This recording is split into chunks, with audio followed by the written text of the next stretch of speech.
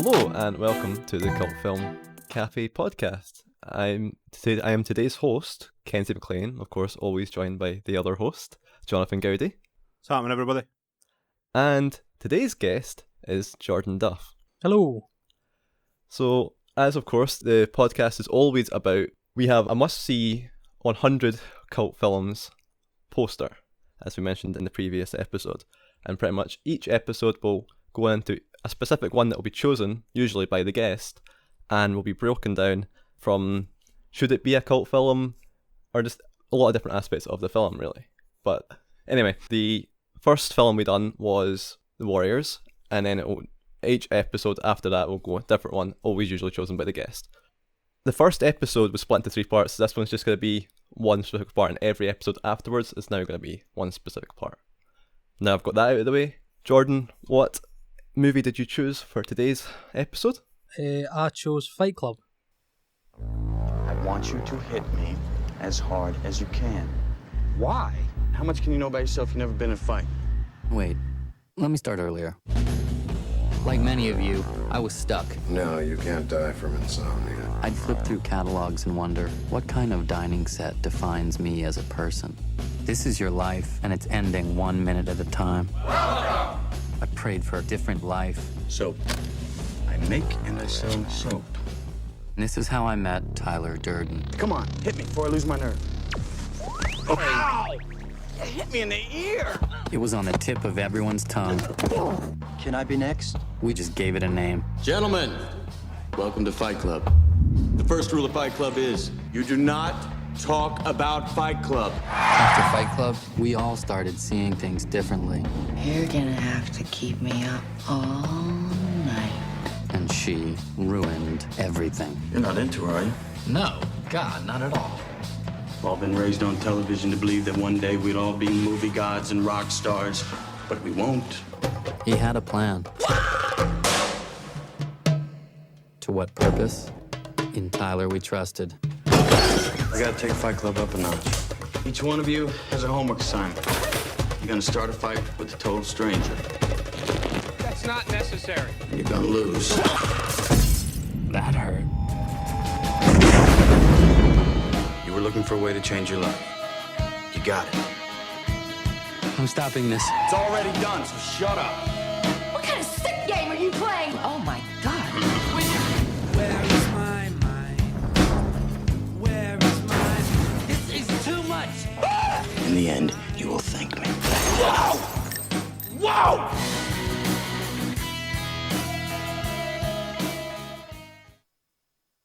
Is this a first watch for you, or is this Second time. second time? Right. Well, I guess we can just go straight into our initial thoughts on the film. Well, initial thoughts, we've all seen it a few times, but what do you think of the film itself, Jordan? I think it's a fantastic film. It's obviously it's David Fincher's 4th film in his catalogue of fantastic movies.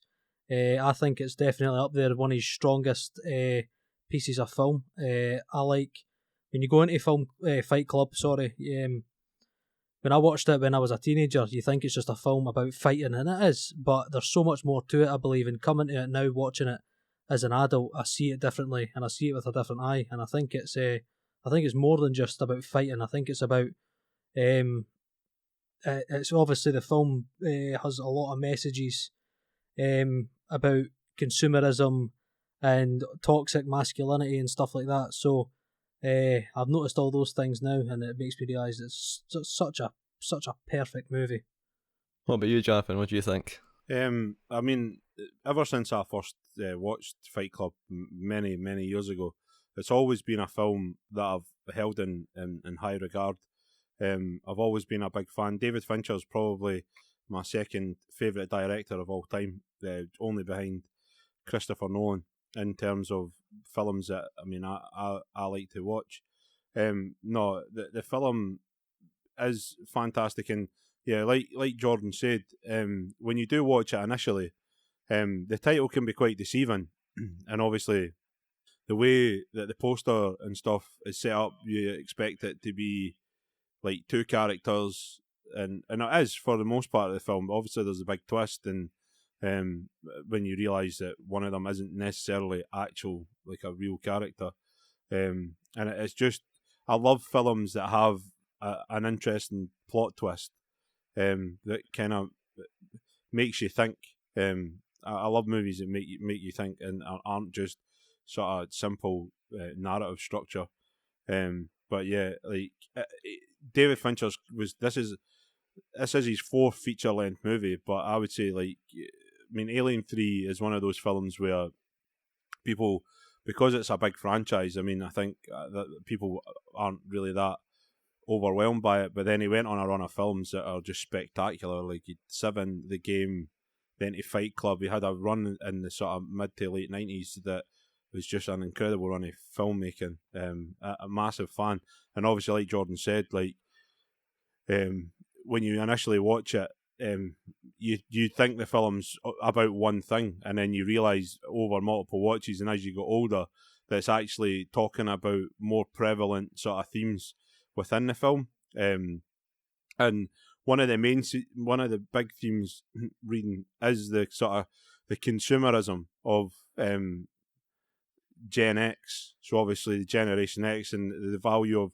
advertising and stuff like that, as you can tell with Edward Norton's character, the narrator, just how engrossed he is in IKEA furniture and that kind of style of shopping. It's one of those, yeah. It's just got a lot of different angles the more you start to explore it. Yeah, I feel like I put this film off. This is now my third time watching it, I think.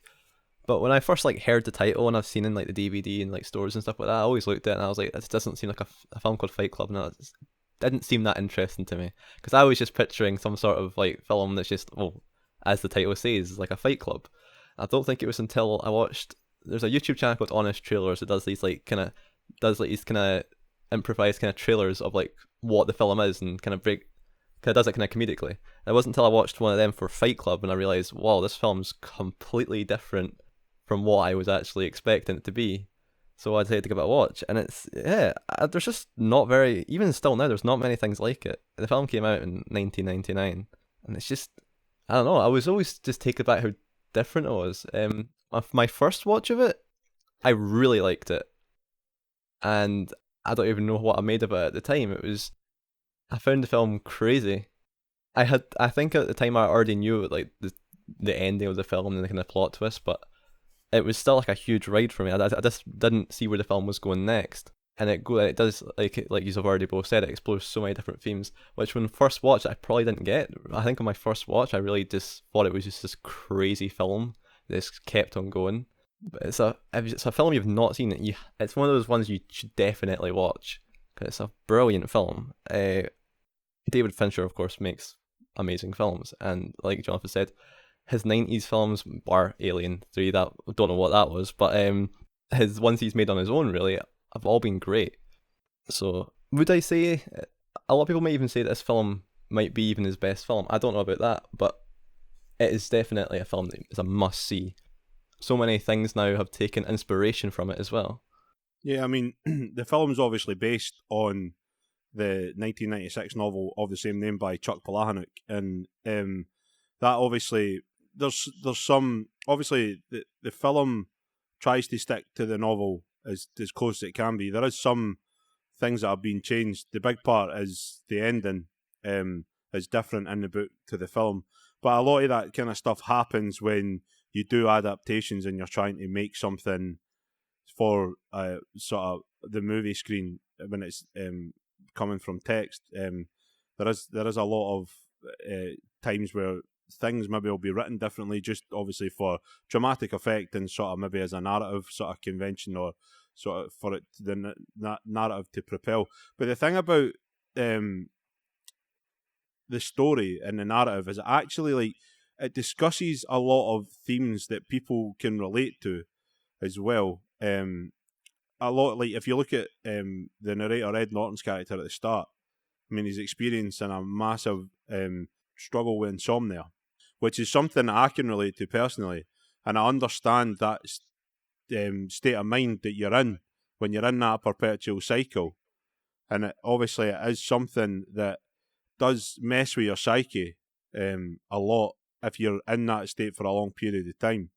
And obviously, he tries to get help from a doctor who tells him that he just needs good sleep. But then obviously, he finds these support groups, and they're his sort of psychotherapy, I suppose. They're going to these support groups and being able to sort of cry and kind of get it out, makes him sleep like a baby. And that fixes him until we have Marla Singer enters the picture, and she's doing the same, probably for different reasons though, but she starts turning up everywhere, and that's obviously where the film or the story kind of takes a twist.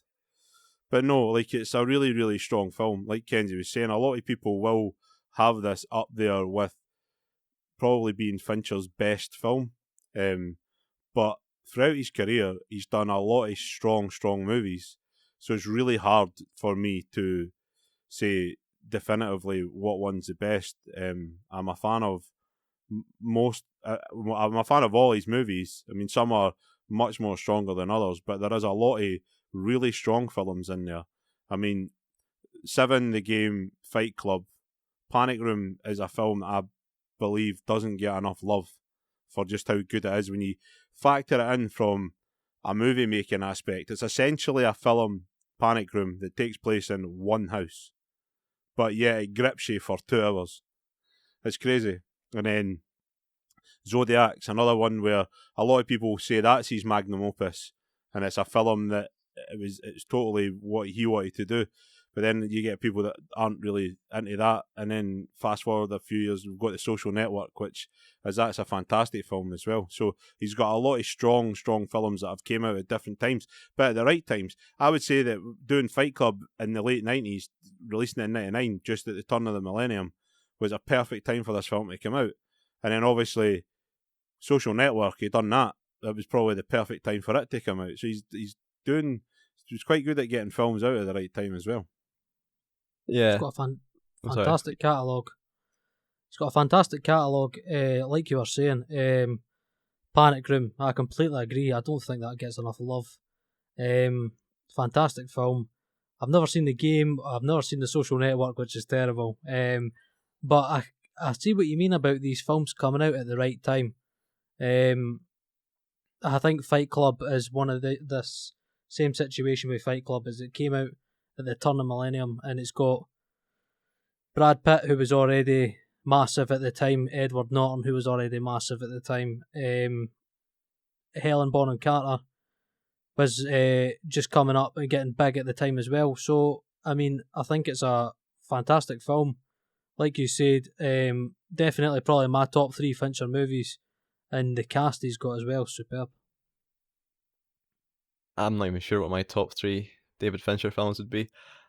I don't know. Although I do really like Fight Club, I feel like on every watch I like it less. I don't really know why that is.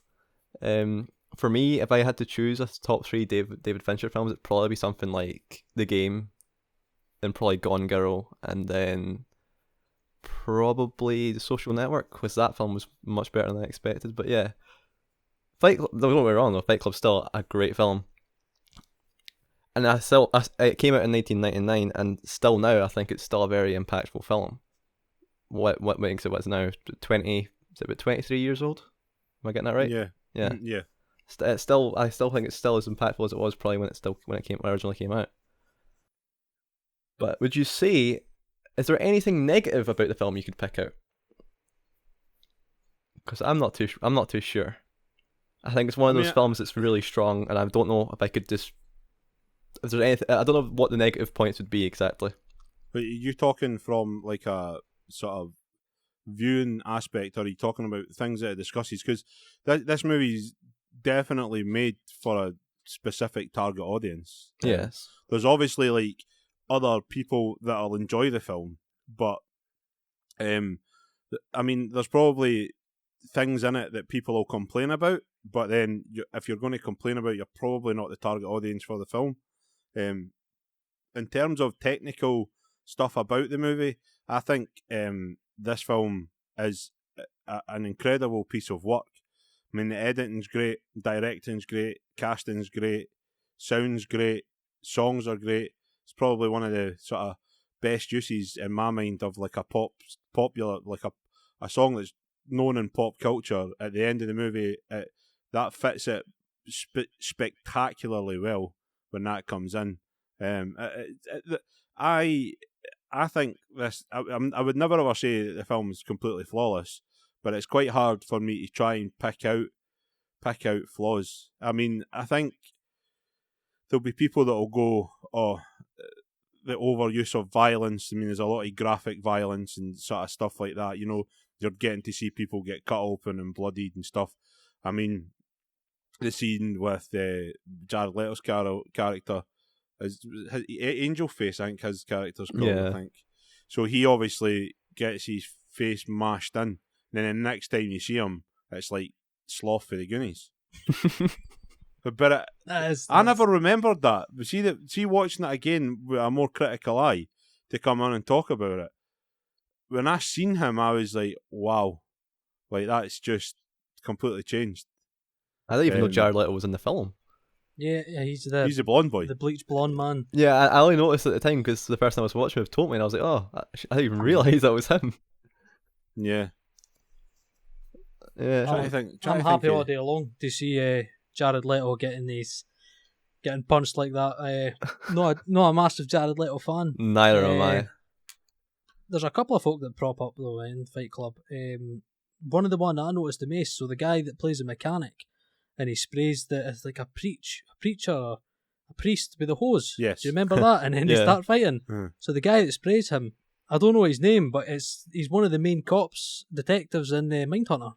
Is he? Really? He's the older one. Oh, so that's full circle. Exactly, because that's Fincher as well. Yeah, that's Fincher as well, yeah. See the one, and he's in, I don't know if you've seen Wrath of Man, Guy Ritchie's one of his newer ones. No. He's the antagonist in that. You've seen him in loads of stuff, but he's one of the main cops in Mindhunter. He's the older one. It was weird when I was watching it and I noticed him, so that comes full circle because obviously he's in Mindhunter now, and that's David Fincher's work as well. Yeah, I mean, this is what happens with filmmakers. They genuinely try and stick with people that they know and are comfortable working with, you know, and like, it's the same. I always thought that the editing in this movie was really strong, you know, with the splicing and stuff like that, which we haven't touched on. Yeah. I mean, if you notice it, it's one of those things when you know. Like, I don't really want to spoil it for you. Like, if you've never watched Fight Club, if you haven't watched Fight Club at this point, you're listening to this podcast, stop, go and watch it before you continue. But yeah, there's some real cool editing techniques. Another thing is, like, they do this. It's the bit when Brad Pitt's on the screen and it's like shaking and it's like film reel. That's like a cool effect. There's a lot of cool editing stuff in here. It's like one of the best bits of editing, I think, right at the very, very start. The intro. So Ed Norton, if you've never seen Fight Club, we start at the end essentially, but we're not at the end for very long. So it's not one of these kind of chopped up kind of movies, like non-linear. It is kind of, you could argue that, but it's a Fincher not really. thing. It is a Fincher thing, but what I specifically mean is when he's sitting in the chair and then we get the close up of his face, and then we see Brad Pitt's arm come in and he pulls him, and then it cuts to Bob pulling him in for a cuddle. It's a great bit of editing. And it's smooth as anything. I had to watch it about 3 times now and that's amazing. Because he's getting grabbed and then it's instant. It's just like he's went into a different frame. It's so smooth. I love scene transitions and stuff like that. It just looks amazing to me. There's quite a few things. Like, I think just the way the film looks in general, it just looks so. I don't even know how to describe it. I've not seen another film kind of look like the colours of the film. It's just like kind of. It's like grunge. Yeah. It's like, that's another thing with the choice of music. So the Pixies are sort of an alternative rock band from America. So I think they're Boston, like Massachusetts area. So, but they were right in the late 80s alternative scene, and the alternative music scene was massive in the 90s. And I think that fits the culture as well of the 90s. Yeah. But yeah, overall, I think the film looks amazing. Is there anything else that we want to talk about in the film before we go to what our scores for this is where we do our reviews, right? We do reviews in the first part, right? Yeah, we do reviews Yeah. in the first part. So is there anything else that you would want to say about the film before we go to that? I don't have much else to really mention about the film. Overall, I think it's really, it's just such a strong film. And I'm trying to think of things to criticize about it. I just can't. It's one of those films that's hard. It's hard, man, because, like you said, how can you pick apart such a good piece of film? There's nothing. Honestly, Fight Club, I think it's a rarity because usually there's a couple of flaws, but I mean, I just watched it just recently, yesterday, again for the second time, and it's so hard when you're watching it with a different eye. You're trying to pick stuff out to critique, and maybe there's a little flaw here or there. But see, Fight Club, I mean, I actually, personally, I don't think there's any flaws in Fight Club. Yeah, I honestly, again, I think it's hard to even think of anything. It's just all, like I said, again, it's a unique film, and you don't get many of them now. So yeah, I think we should just go straight into our scores that we'll give it. Of course, we rate it out of popcorn bucket. I think it's out of 5 popcorn buckets. So, Jordan, do you want to give the rating first? 5 popcorn buckets. I would give Fight Club. Well, I can't sit here and say it's got no flaws and stuff and not give it 5 popcorn buckets. You're gonna give it 5? 5 popcorn buckets. It's 5 out of 5? 5 out of 5. Jeez, Wow. That is strong. Alright then, Jonathan, what about you? I would give this film 4.5 out of 5. That's my rating. It's a strong film. I like it. On every rewatch, it's been right up there. All the time. It doesn't seem to age or get old, which is another positive of the film. But yeah, it's a super strong movie. I struggle to give things 5 out of 5. Well, we know. There will be films that I give 5 out of 5. The Godfather. We've still to do one on that, so you've just told people, you've just gave it away. Spoilers. The problem is, it is a spoiler, but Jordan's obviously got his own podcast.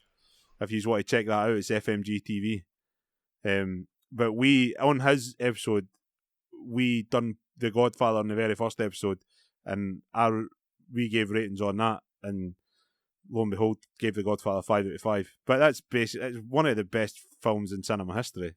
Fight Club is a great film, but it's not one of the greatest films in cinema history. It's up there, but it's just not quite there. But yeah, I'm going to stick by that. It's 4.5 popcorn buckets out of 5 from me. So Kenzie, what about you? See, it's a really, really strong film, and I feel like I don't know. I do really like this film, and like I said, I've seen it about 3 times, but Yeah, I don't 5. know. Nah, I just don't see myself giving it a 5. On each rewatch of this film, I think I like it less, and I don't know why. I don't know why that is. Is it because I'm getting older? I don't know what. It's just I don't know. It's a really weird thing. It's still, of course, a fantastic film, and also I hold it very dear because it inspired one of my most favourite TV shows of all time, Mr. Robot. Mr. Robot. If you've not seen that, also give that a watch. It's fantastic. That's quite obviously hugely inspired by Fight Club, especially in its early seasons. But I don't know, and especially when I look at other David Fincher films, and I'm like, there's some other David Fincher films that I think are better. Maybe not in like the way it was filmed, because I still think that this is, out of all the films that he's made, this one I think is one of the best looking. I just love how it was filmed. But I don't know, I may actually give this a 4. Yeah, I'm gonna go with a 4. I feel for me it feels like a 4, which no, I think that's fair. Honestly, that's how I feel about it. I think there's better David Fincher films than Fight Club, and I don't know how a lot of people feel about that, but that's how I feel. I guess it's more preference for me with this one. but I think it's about a 4. Maybe when I first watched, I probably would have given it higher, but now that I've seen it a few times, I feel that's where I'll definitely sit with it. So I'm going to definitely be with 4 popcorn buckets out of 5.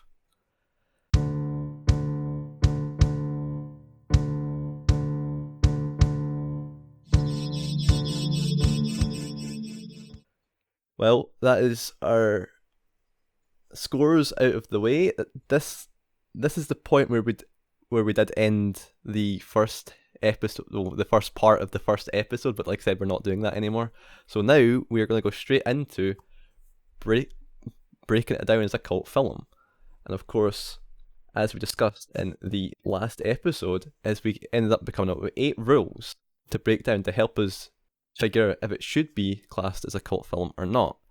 To recap on those 8 rules, these are what the 8 rules are. So the first rule was if it was a low budget film, or if it was a box office flop, or was non-mainstream. Second rule was the rewatchability of the film. How rewatchable is the film? Third rule, quotability amongst fan bases. Fourth rule, elements of audience participation. Fifth, not well received by bad at reading. It's not well received by critics and reviewers. Sixth rule, explores controversial topics, subjects and themes. Seventh rule, engage with culture / community in some way. And the final rule is it cannot claim to be a cult film. So, I guess we should just go to start with the first rule. Was it a low budget film? Was it non-mainstream, or was it a box office? Is that so? Rule 1. Rule 1. Does it even apply? Yes, it does apply. Do you think it does? It massively applies to this film because when the film was picked up and made, this film had a budget of around $65 million US in 1998, 97, 98, late 90s, which probably equates to probably at least 100 million nowadays, and I would call that a big budget. Now, that's probably a big budget, especially for the type of film that this was. The biggest problem why this point really matters for this film is the studio executives, when they picked up this movie, like Fox 2000 Pictures, so it was a Fox film. Right. They were expecting this film to be better, like they were going to put more money into it, but what they done is the studio executives didn't like the film, and then they restructured Fincher's intended marketing campaign to try and reduce their losses. So it didn't get the same marketing campaign as it was. So obviously when the studio backed them, then they essentially kind of pulled the plug a wee bit in terms of marketing. Now, most people don't know, normally when you see a film's budget, you can normally times that by 3 these days to include everything, and then that would be the bottom line. And then your film needs to make that number. It's not just look at the budget and go, right, it starts making that, it's making money, because it isn't. Because you won't get any of the marketing budget. The budget that you see when you look at Wikipedia pages and stuff is only for the production, which does include actors and casting crew and stuff like that, but it won't include any marketing money that's been put in. So if you look at something massive that's been recent, like Endgame, its budget was huge, but then you look at the marketing campaign that went round the world, the reason... and it's obviously that marketing's a big thing, because look how much money it made, because it's across all territories made loads of money because they put money in. So that's what you really, really need to watch, because a lot of people get caught up with this and they think, oh, because it's made more money than the budget, that it's not a flop. But you need to kind of dive a wee bit deeper.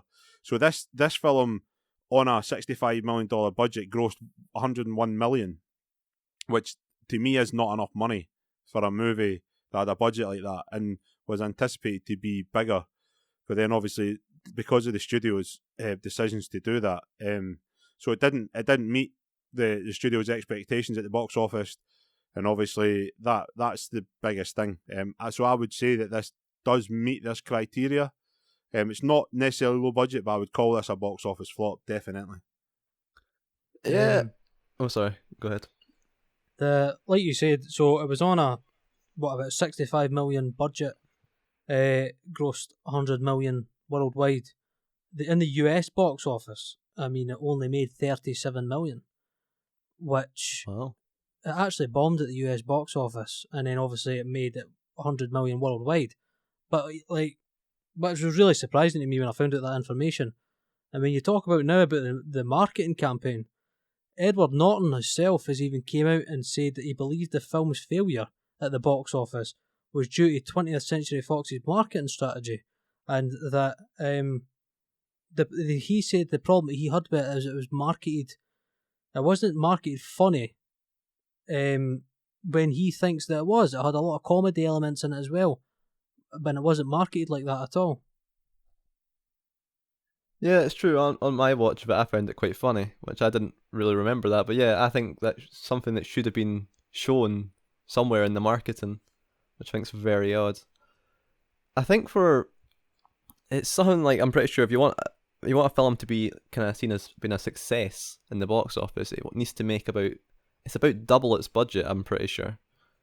And to be honest, I'm surprised that this film didn't. I thought the film was really successful, and it wasn't until I only after like checking it up after rewatching it again that it wasn't as successful as I thought it was.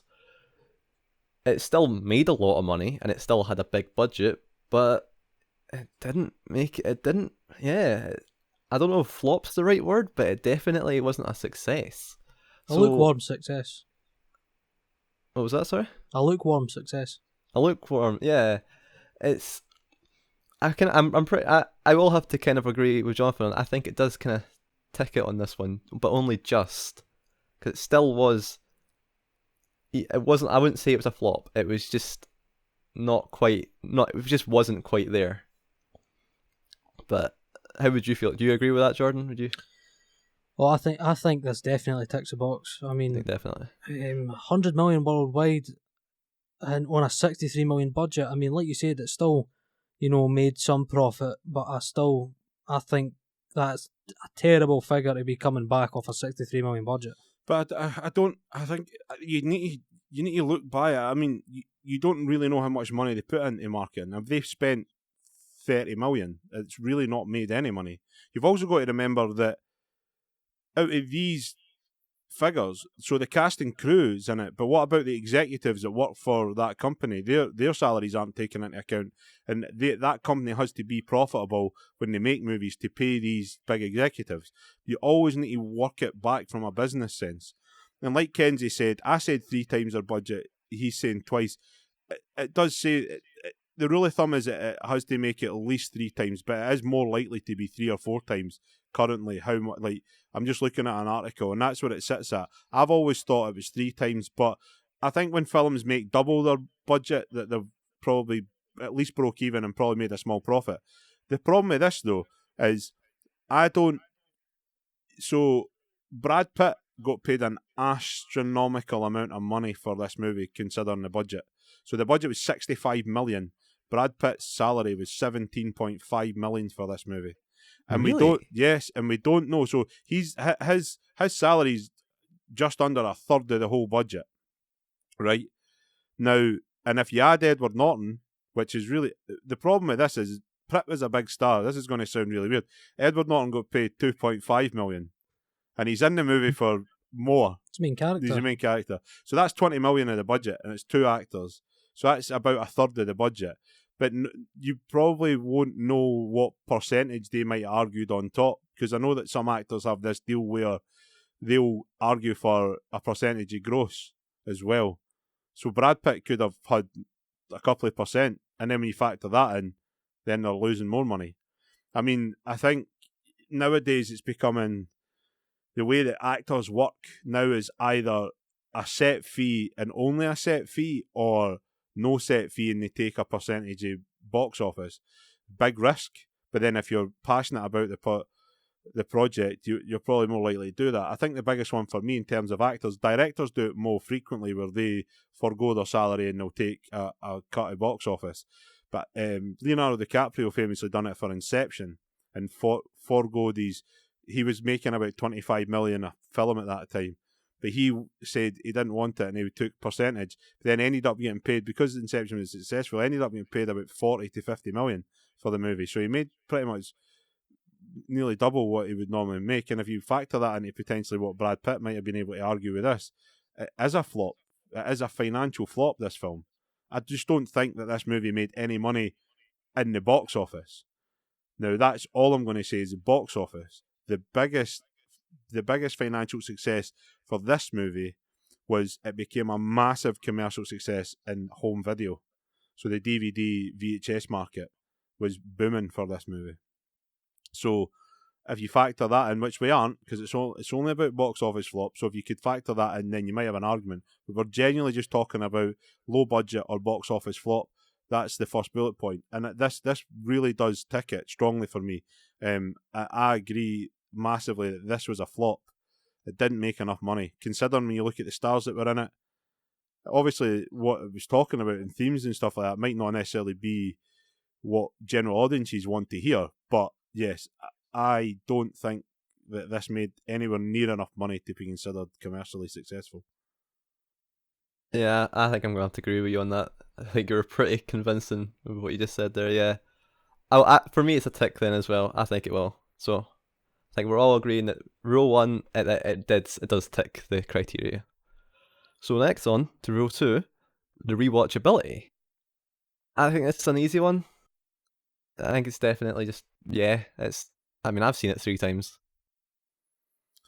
I think it depends what real watchability. Some people might mean 2 watches, some might mean 10. What we mean by rewatchability is, if it comes on the TV, would you sit and watch it? And I'm a big fan of this film, so I would.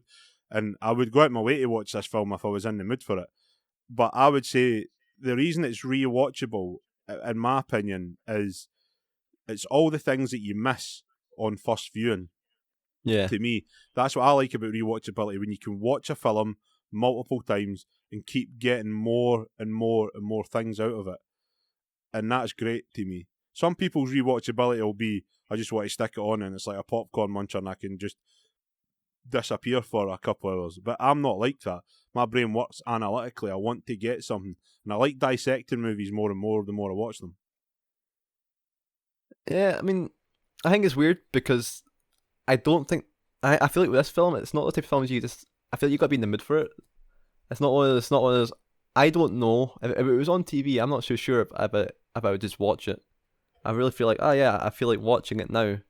I don't think it's a film that I'd always be like, yeah, it's on, I'll watch it. I mean, my first time watching it was a while back, and I've never felt like I really wanted to watch it again. But then suddenly at a point I'll be like, yeah, I feel like I need to give it a rewatch. And I agree. There's films where you get something new from it every time. Like, say, for instance, if you didn't know about like the spliced scenes in the film, watching it a second time and you see them, it just brings much more enjoyment when you get to replay a film and see things that you just didn't see at all, or get different things from the film that you didn't get from your first watch. Like I said, my first watch of the film, I don't think I really truly understood the film. But on a second and third watch, I feel like I got so much more from the film than I did originally. What about you, Jordan? I'm not sure. So I watched this movie one time, and like I said, I missed so much messages, and I missed so much of the stuff within the film, a lot of the little subtle things. So obviously I've came back and I've watched it a second time. It's definitely, for me, it's not the kind of popcorn munching film. Like, I couldn't, just shove it on, there it's on Sky, and just shove it on and just sit and watch it. It's definitely one of these films that I have to be in the mood, I think, to go back and rewatch something like this. Like Jonathan said, I feel like it's one of these films that you analytically watch. So I feel like casual viewing can be tough with something like this, and I feel like if I'm going into this, I need to know I'm going into this. And because I know I'm going to end up dissecting it and picking it apart, even after watching it a couple of times, I would always look for stuff. Do I think it's rewatchable? For someone like me, yes. For a casual viewer, I'm not quite sure. Yeah, I guess it's one of those films you've got to focus on when you're watching it. Yep. It's not something you can just like throw on in the background. So yeah, I'm not too sure. Now thinking about it, I'm not too sure if I still think I would probably give it the tick for this. That it has got rewatchability. I don't know about any views. I mean, on my scale, this is 100% a rewatchable film. But like I did say previously, I watch films differently to an average viewer. I watch a film, very rarely do I put a film on purely just for entertainment. I'm watching films to learn specific things and to try and look at technical aspects that I would potentially like to achieve in my own career. I mean, because obviously, if you don't know, I'm kind of studying to kind of get myself in the door in the film and TV industry, and that's what I would like to do, is make film and TV. So it's always great looking at these big pieces of work and looking at what you could potentially do. And like I said in the review section, like the editing in this film is a big one for me. A lot of the transitions, and right at the start, the one I spoke about, flawless things like that. It's been able to emulate that. And like, I made a short film this year, my first narrative short film. It's about 10 minutes long. And that was one thing when I was editing that I was trying to emulate, is when should it cut so that things flow naturally. And I got it right a bunch of times in that short film, which I really, really enjoyed. But there's some times where it was a bit clunky. So it's just, this is where I like watching these films over and over again to try and get my brain to think. And for me, people like me and are more analytical will find this film massively rewatchable. Maybe not because they want to break it down technically, but they'll start to think about, I think you guys said it, over 2 or 3 watches, you start to pick up more of the subject and the themes and the sort of what they're trying to discuss and portray in the movie, given the time period, you know, and people that would be watching it at that time and things like that. You'll start to pick up all this wee nuanced bits, even if it's not from a technical aspect. So I think it's massively rewatchable for me. Yeah, I've got to agree with that. It's a rewatchable one for me, but even though it's rewatchable for me, it's not one that I'd watch. I feel like there's films that I would rewatch more, but I still think it deserves the tick on that. So I think we all agree with the rewatchability. So that's two down, and that's 2 yeses. Now we will go to the third, which is quotability amongst fan bases. Now, one thing that's quite weird is I didn't really, when I think of Fight Club, I don't really think of many quotes. And when I was doing like a quote, like a quiz about, like a movie quiz that was doing quotes, and you were supposed to guess the film. And the quote it had for Fight Club was like, "I am Jack's raging bile duct," I think it was. Which I saw that and had no fucking idea what film that was. And then I was completely dumbfounded when I figured out that it was Fight Club. Like, can you think of like big quotes from the film? You know what? Before you even continue, I'm going to just automatically tick this one. Quotability. Really? I mean, first rule of Fight Club, don't talk about Fight Club. The amount of times I've heard that in my years on this planet. Second rule of Fight Club, don't talk about Fight Club. You do not talk about Fight Club. Exactly. See? Third rule of Fight Club. If someone yells stop, goes limp, taps out, the fight is over. Fourth. Only 2 guys to a fight. Fifth. 1 fight at a time, fellas. 6. No shirts, no shoes. 7. Fights will go on as long as they have to. 8. If this is your first night at Fight Club, you have to fight. Do you see what I mean? I think this film is so... even just, like I said, the first 2 alone I've heard so many times from so many different people. Film lovers, non-film lovers. I think this just ticks the box straight away for me, just for that one quote. First rule of Fight Club, don't talk about Fight Club. I feel like an idiot now. I don't know how, in the film Fight Club, I completely forgot about the rules of fucking Fight Club. And I just want to put it out there, folks, if you don't realise, we've got 8 rules of Cult Film Cafe. Guess where we got it from? Oh, yeah. We got it from Fight Club, yeah. The rules. 8, oh my. That's... I kind of feel like an idiot now. I never even thought, Yeah, I now have to agree. The rules of Fight Club is one of the most iconic quotes from like any film. Everyone knows it, even if they haven't seen the film. They know the quotes. They know about the first rule of Fight Club. They probably know the second because it's the exact same. I don't know about the rest, but the first two in particular, everyone knows that. It's been joked about. Other films and shows have referenced it. So yeah, it's gonna have to be a tick for me as well. And I'm guessing, Jonathan, you're the same. Oh yeah, like the rules of Fight Club. Yeah, they're the big ones, definitely. But watching it last night, I've got some other ones that I like. So, do you remember the part where Tyler's burning narrator's hand? He's really burning himself, but and then is that the time? Is that the time where he delivers the line, "Tonight we make soap"? That's a great line, because then they go to the liposuction clinic to get the fat. Disgusting. It's a great quote. Tonight That we is make disgusting. What are we doing tonight? Tonight, we make soap. Really? To make soap, first we render fat.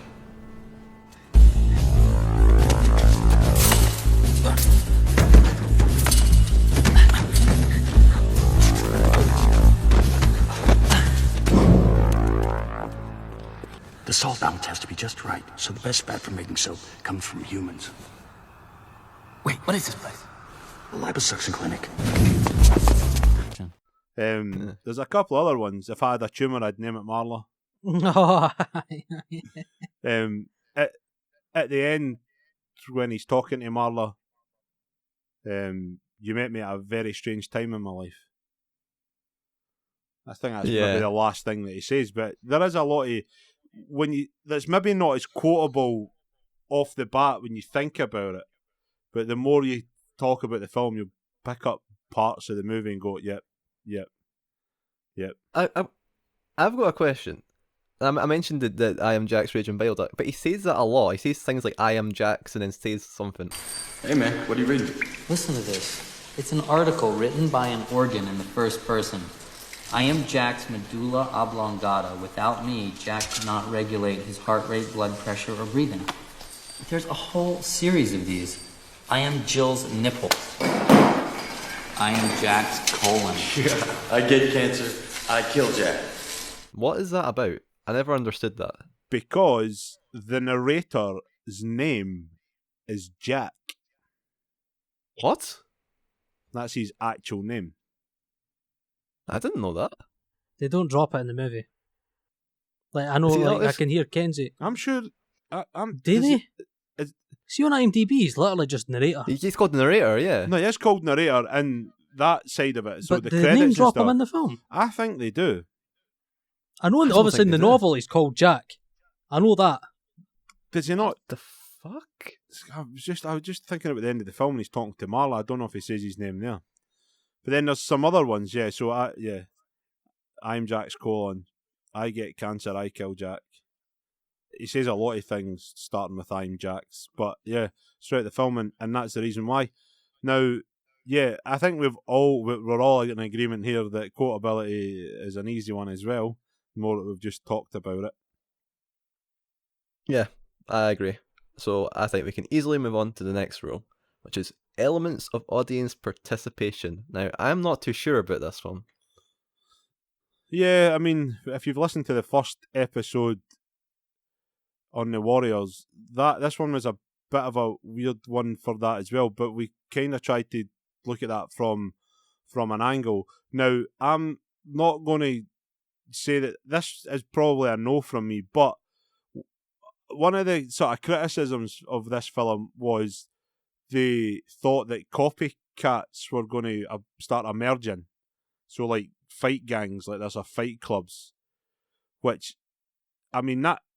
audiences aren't participating in the movie, so to speak, but they are participating in aspects of the movie because of the movie. If that actually happened. Now, it wouldn't surprise me if people, like 20 mates, got around a basement one night and was doing this. Maybe not now, but around about that time because of the film. copycats always string up with these types of films. But no, audience participation, elements of audience participation is a really difficult one, because it's either going to be a really easy yes or a really easy no. Do you mean audience participation in the movie? Yeah, so Or audience feedback to the movie? pretty much. So there's films where the audience will do things at certain times in films. Tommy Wiseau's The Room has got a list of things that you do when you watch it. Because Norton breaks the fourth wall a couple of times, does he not? Yes. Could you say that's audience participation? I don't know if we mean it exactly like that. That's so audience participation is the audience partaking in the film. A good example, I think, is Rocky Horror Picture Show, whereas a lot of people would go to watch that film in drag. Yeah. Right. Okay. Right. I get you now. Right. Aye, for Fight Club, I think that would. I don't think that would tick. Yeah, it's probably quite a quick one for us. It's not as strong as some other films out there, so I would say no. Although, like I did say about the sort of copycat stuff, but that's not while you're watching the film and sort of stuff like that. So I'm going to have to say no in that one personally. Yeah, I agree with that, and Jordan, I'm guessing you're agreeing with that too. Yeah, I agree with that. I don't think. Yeah, I agree. Well, that's our first no in the podcast, actually, because I'm pretty sure our first episode had every single one of these ticked. So that's quite interesting to see that these cult films will have certain things in our rules that are yeses and certain ones that are no. So that's quite interesting. So let's go into the next one, which is our fifth rule, which is an interesting one. Not well received by contemporary critics or reviewers. This one's a weird one. It wasn't received greatly. So Fight Club's got a 79% Rotten Tomato score currently. Now that was probably lower at one point, but it has a 96% audience score. So I think this is one of these films where the critics hated it, but the audiences really enjoyed it. But I did see some reviews, and some of them were brutal, the reviews of talking about this film and talking about the way they portrayed violence and stuff like that. It looks like to me this film did not go over well with critics for what I've seen so far, but it seems like the audiences love it.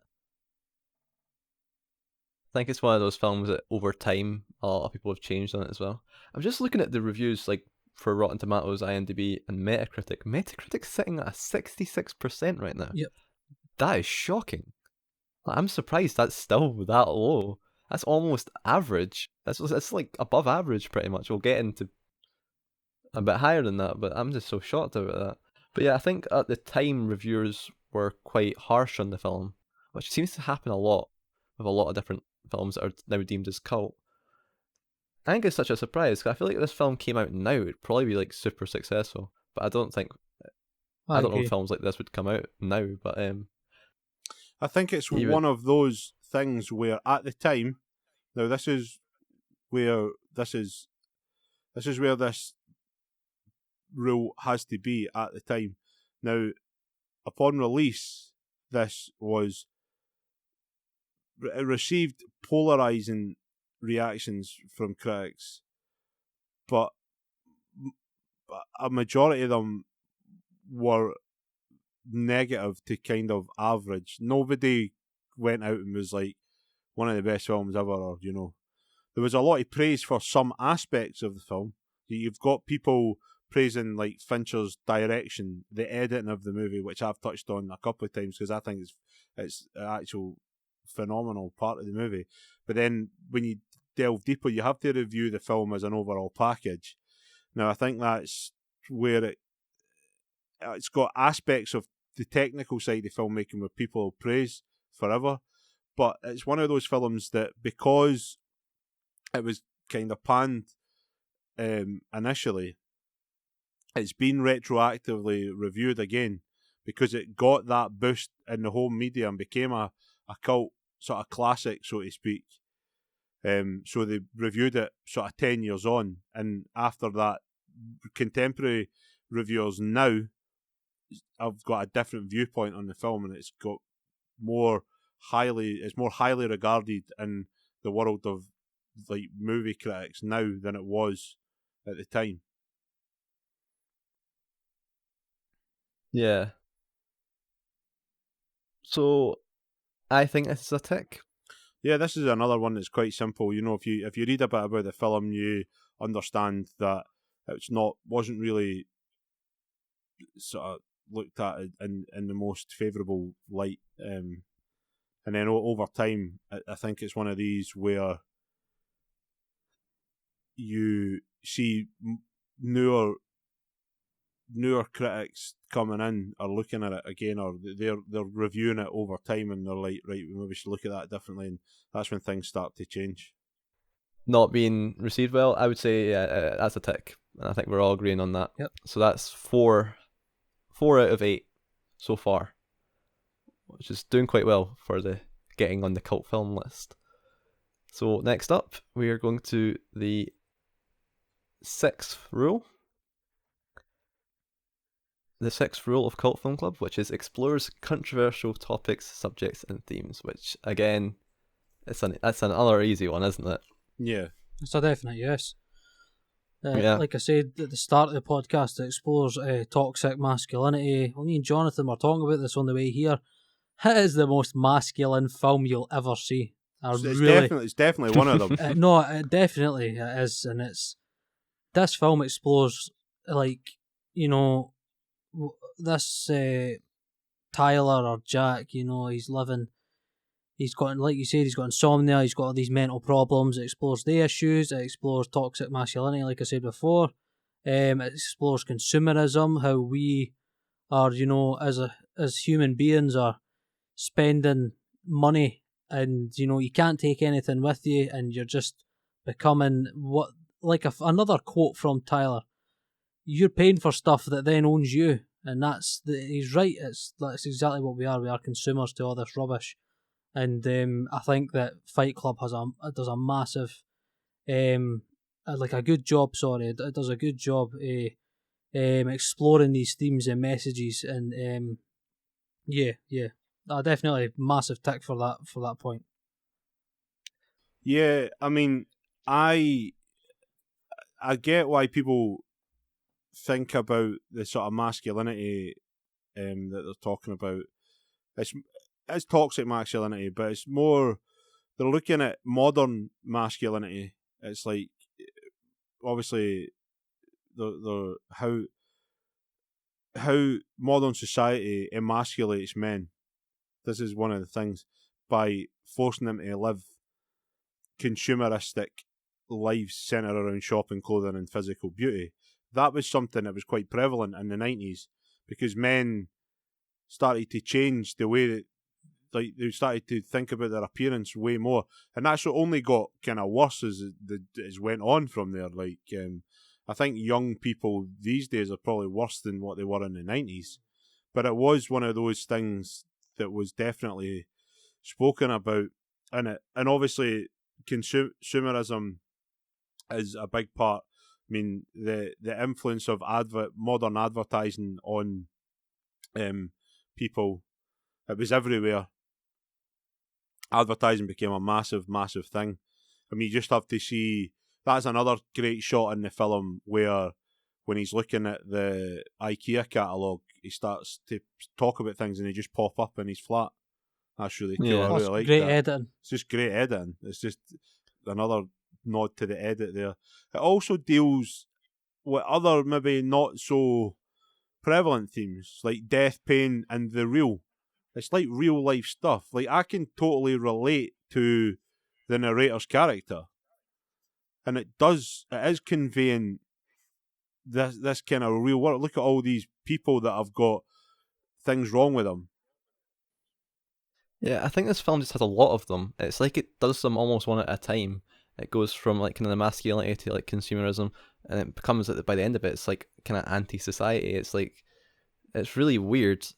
You don't expect the film to, like on first watch, you don't really expect the film to go that way, and it keeps on just like going to like a new thing and becoming a bigger thing. I really wonder about Tyler, or or Tyler Durden himself, did he plan this all out from the start? Is this where he wanted to head with all these things? I'm not too sure, but yeah, it's a crazy film when you think about it. Yeah, it's just like anti-capitalism, isn't it? Anti-capitalism, yeah. That's what it ends up at towards the end, you know. Yeah. There's also this. Sorry. I just wanted to bring up one more thing. Was one scene that I thought about was quite good about the kind of whole masculinity thing. Is they look at I think there's a point. I can't remember if they're on a bus or a train. I think they may be on a train, and they look at. I think it's a Calvin Klein advertisement, and it's like a guy in like some sort of underwear, and they say to them, they say to each other, is this what a man looks like to you? I thought it was a really interesting thing to like bring up and stuff like that. It's like how they perceive what a man should be and stuff like that. Yes, but yeah, sorry. It's like modern society, masculinity in modern society, when you've got these underwear models that spend copious amounts of time working out just to look like that. Yeah. So that was rule number 6, which is a definite tick. So we've like 2 more left. We're getting through these. 2 more to go. 2 more to go. Here we go. Sorry, are we ready for number 7? Number 7. Engage with a culture or community in some way. What do you think? I think that. So when I was developing the podcast and trying to make a measurable sort of matrix of ways that we could bring this down, this point was more engage with a culture and community in some way, and also, but what the person that I was talking to about it was saying that allows the audience to speak through it in some way, which I think this maybe means more. I think this movie speaks to men of that time and that era. Like, see people that are about like it is, 40 now, that were about 18 to sort of 25 when this movie came out. I think, like, prime, I think that gave those men a voice. And gave them, young men in general. Yeah, just the young men. Like, I feel that this one might be hard for people to try and justify, but for me, I think it does. I think it does engage with a culture or community if we just look at those young men specifically. And I think even young men now could maybe watch this film and be like totally like yous guys. I mean, yous guys are a chunk younger than me. I mean, I'm 33 today. Everybody, happy birthday to myself. Happy birthday. That's the first happy birthday I've got. Gave it to myself. Anyway, but yeah, yous are a chunk younger. Jordan, you're about 10 years younger than me. Kenzie, you're a bit younger. Yeah. So yeah, and yous guys watched it, and yous guys have looked at it from that viewpoint as well, and yous have probably got the same views as me, and it's quite. I reckon if I spoke to somebody 10 years older than me, they would probably be the same. Like if I spoke to my brother-in-law about it, who's about 10 years older than me, or some of my friends who are in their 40s, they would probably have the same viewpoint. I think it just captures that thing. That it's got something that's intangible for especially young males or males in general to sort of latch onto.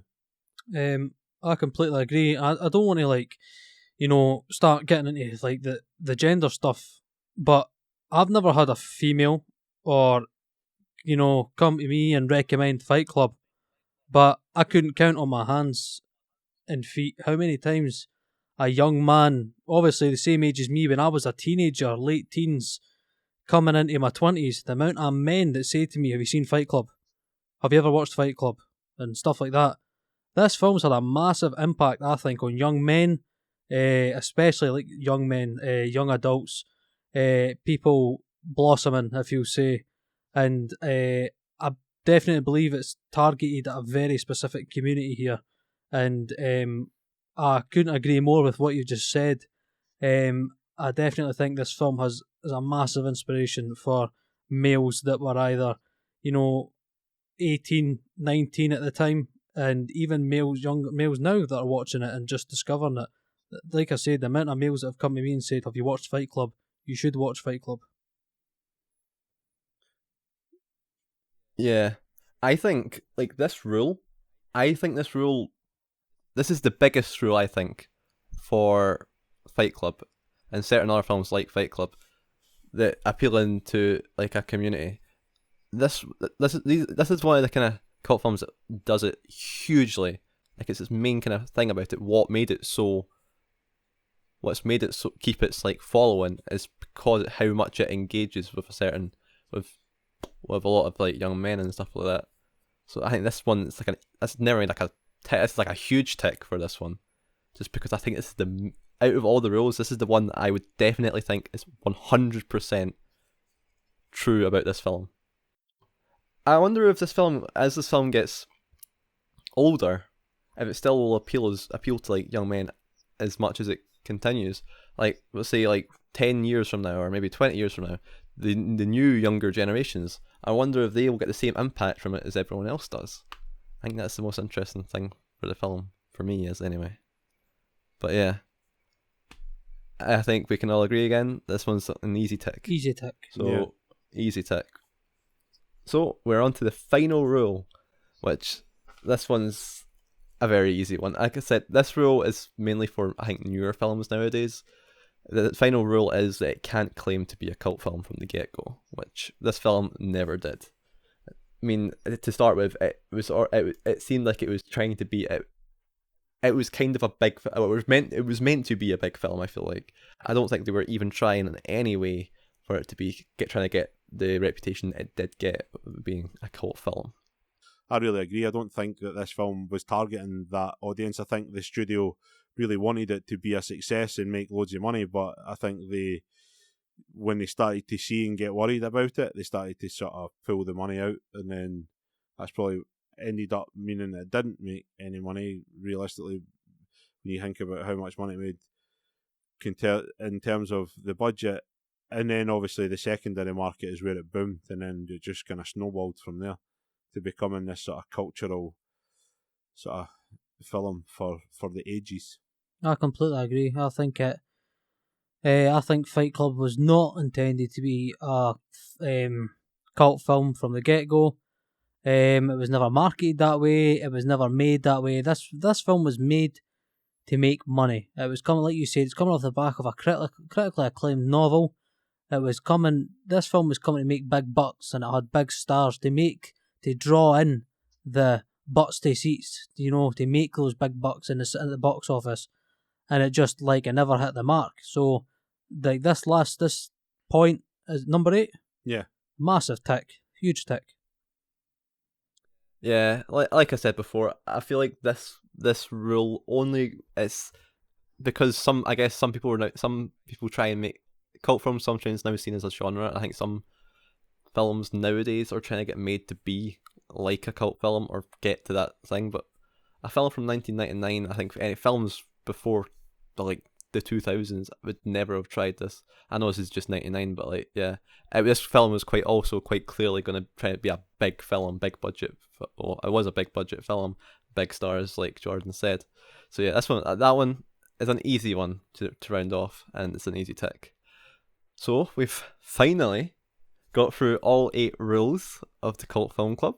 To take us a little bit, we went on little rambles. We have been doing this for almost an hour and 40 minutes, but we have now got through every single one, and I'm pretty sure it is about 7 were ticks, and so 7 were yeses and 1 was no. I think we're about 7 out of 8 for this one, for the rules. So all we really have left now is to discuss whether we think this is a cult film or not. And I will go in between, we'll go to each of us, and we will discuss if we think it is or not. Again, this should be quite an easy one, like how the first episode was, but as this goes along, we'll come across films which will be harder to justify being a cult film or not. But for this one,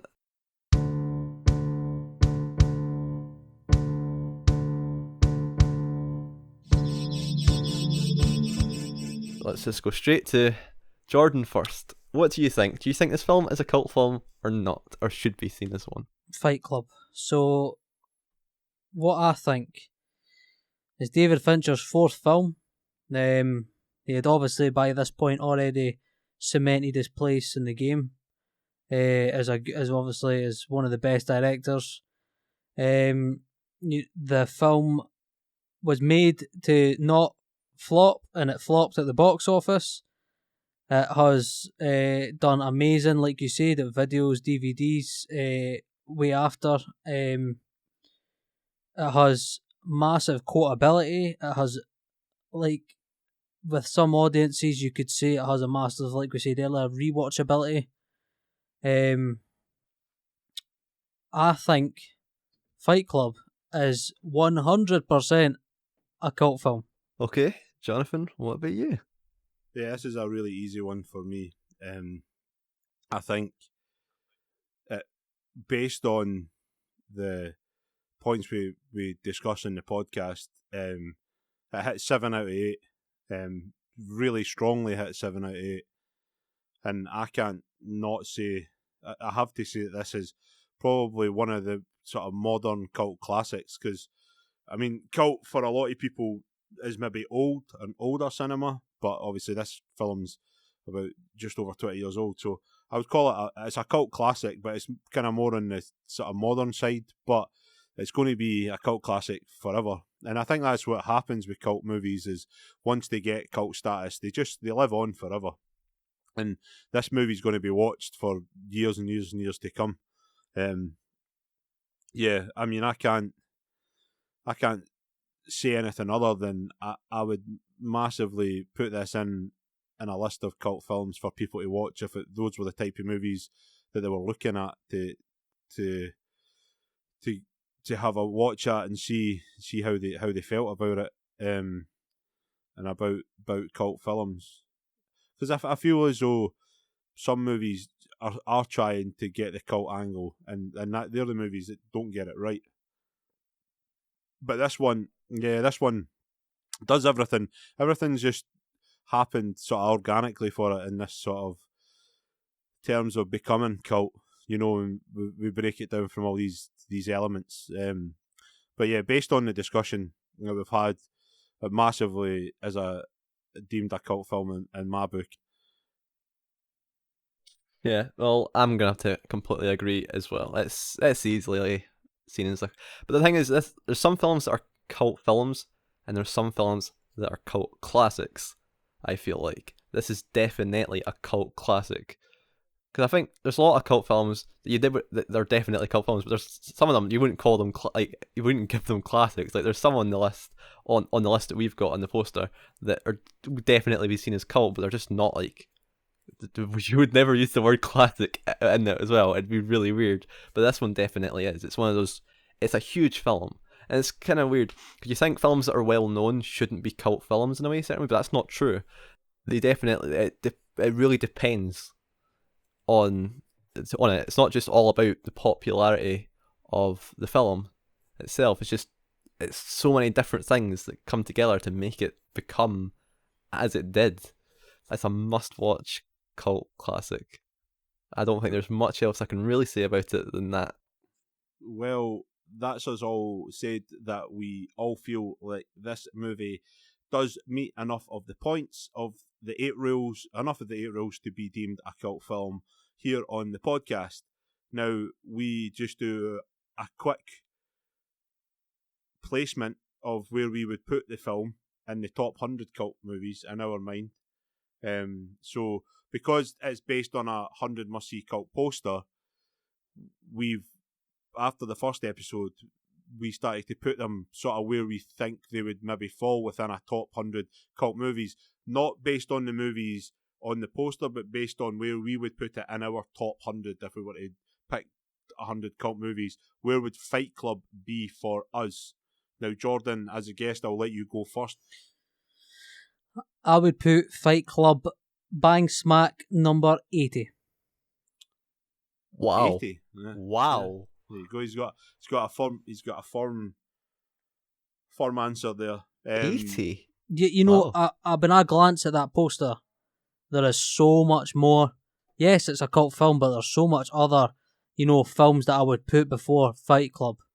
I think Fight Club's still got a massive attraction out there, and there's a lot more smaller films that I think could come before it, and I would put it, maybe 80 is too high. I might come and change it at one point, but right now I'll stick with 80. There's Jordan gave you where he would put it in in the top 100. For me, this film will be in the 20s, I would say. I'm going to put it 25 in my list of top 100. I think that's where it would probably fall for me, because the way I look at films analytically, I always want films that are made greatly as well. I know that some films out there will be more cult to some people, but if they're not well made, I'm probably not going to have them very high on my list, because I still think that making movies is an art form, and it should be, and you should be making the best possible movie out there. So David Fincher, for me, second favourite director. This is a strong one. It's going to be in the top 25 for me. I'll place it at 25 right now. That's actually very interesting. So with the first episode, which was The Warriors, I placed it round about, I think it was in the 30s. I think I might have said 32, but it was in the 30s pretty much. This film is easily lower than that. I don't know. I think it's even lower than 20, being in this kind of mid-20s. I think this film could possibly even hit the top 10s. I think it's still the late 10s, not the lower ones. But I don't know. I think it's low 10s, low 10s, almost in. I don't know what the word is, but I think it really is almost in the top 10. I genuinely think this film's huge, and I think for a cult film, this is a huge one. Such an impactful film that most people will watch in their times. Like, you think of like other cult films in the list that are maybe very cult films, but probably wouldn't get there. So I'd probably put it about 11. I think that's probably what I put it at. 11 or a 12. I think it's in the low 10s.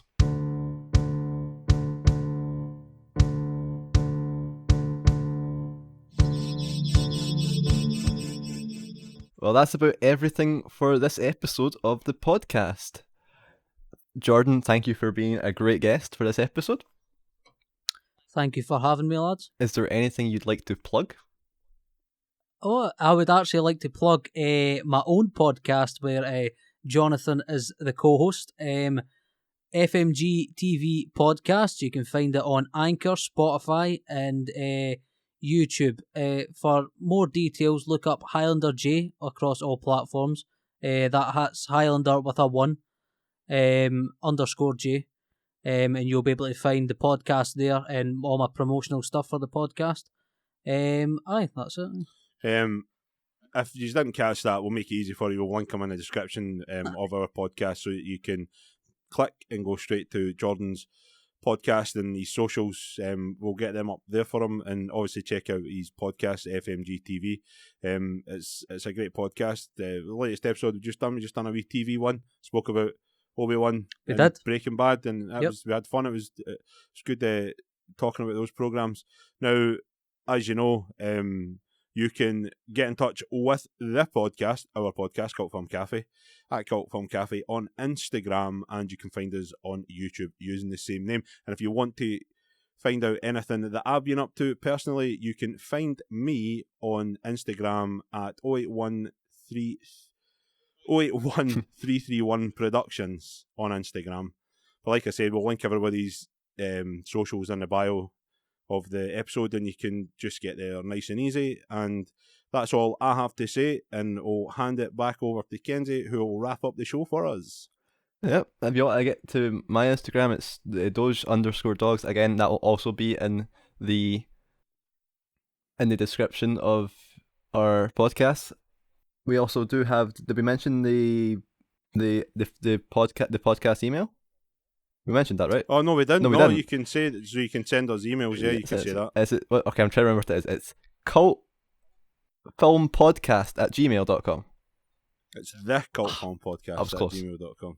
Yeah, so you can. You can send us emails there. You know, if you want to get in touch with us. But then the best way to get in touch with us is probably the Instagram. But emails is just as good for us. It'd be nice to hear your thoughts, and if you've got anything you would like to get in touch with us and say and have a chat. And even if you would like to come on and be a guest of the podcast, we're looking to expand and get more people on. So if you're interested in that and you fancy coming on and speaking with me and Kenzie about one of these films, just get in touch with us and we can have a chat and see if we can work something out.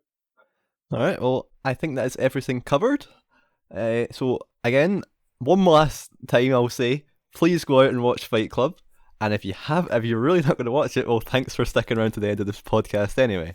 But that's about everything else. So that's a goodbye from me. Goodbye from Duffman.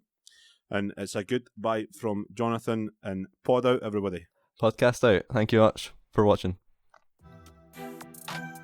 For listening. Listening, yes. Thank you very much for listening.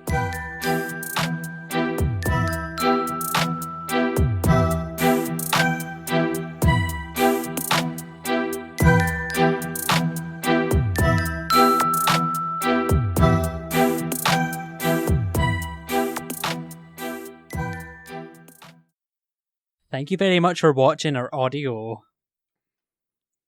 You're a tool bag, by the way, I'm telling you.